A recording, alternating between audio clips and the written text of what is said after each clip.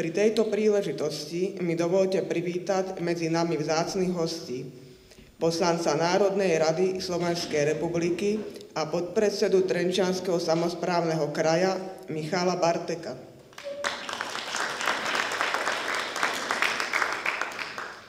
Predsedu Slovenského zväzu protifašistických bojovníkov v Bratislave Viliama Longavera.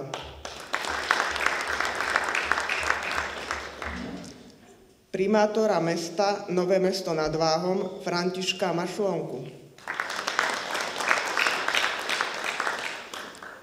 Predsedu oblastnej organizácie Slovenského zväzu protifašistických bojovníkov v Novom Meste nad Váhom Kamila Krištofíka.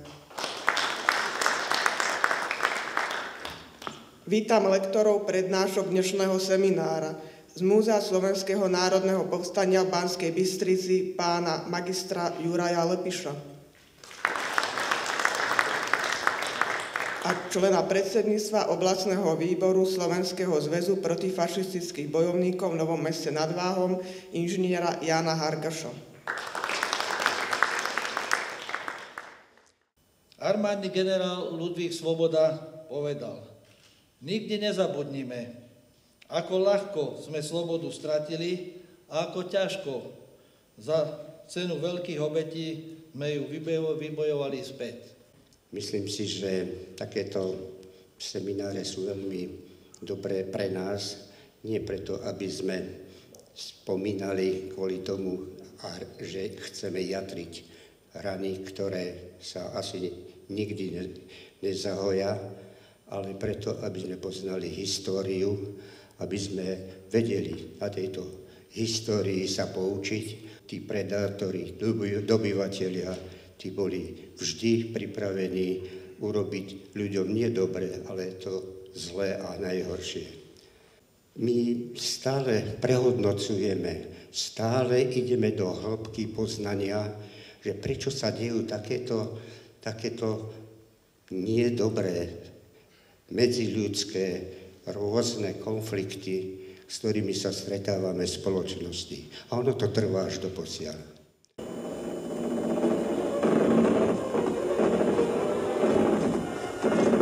Ďalším dôležitým aspektom si treba tiež povedať, že naše územie v žiadnom prípade neležalo na hlavných prúdoch sovietskeho vojnového ťaženia. Tie hlavné prúdy smerovali cez Balkán a Maďarsko smerom na Viedeň a druhý cez Poľsko smerom na Berlín. To znamená, územie Československa ležalo do istej miery na okraji záujmu. Oficiálne máme na Slovensku pochovaných 145 000 vojakov, padlých z druhej svetovej vojny.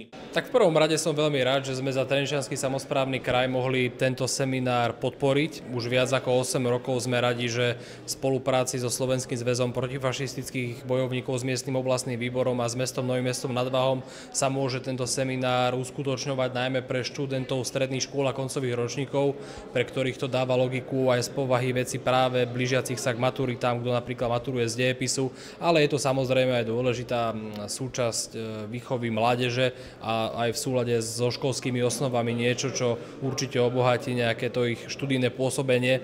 Takže myslím si, že je to pre nich určite dobrá aktivita, kedy sa aj môžu prostredníctvom skúsených lektorov z Múzea Slovenského národného povstania rozšíriť tie obzory o druhej svetovej vojne. Ja si myslím, že bolo tam zhrnuté všetko. Dôležité je, že je to seminár o historických faktoch, bez akýchkoľvek politických alebo iných zásahov, takže rozoberá sa tu len tá história tak, ako bola. Je dôležité, aby sa neskreslovala a ten seminár je toho takým pevným stĺpom, že tá história sa neohýba žiadnym spôsobom. A naozaj robíme všetko preto, aby sme mohli robiť tú osvetu medzi mladými ľuďmi o tých historických faktoch a každý nech si z toho vyberie to svoje a potom to možno použije raz vo svojom súkromnom alebo profesnom živote. Ústami profesora Sáru, že slovenský národ povstal proti nenávidennému fašizmu.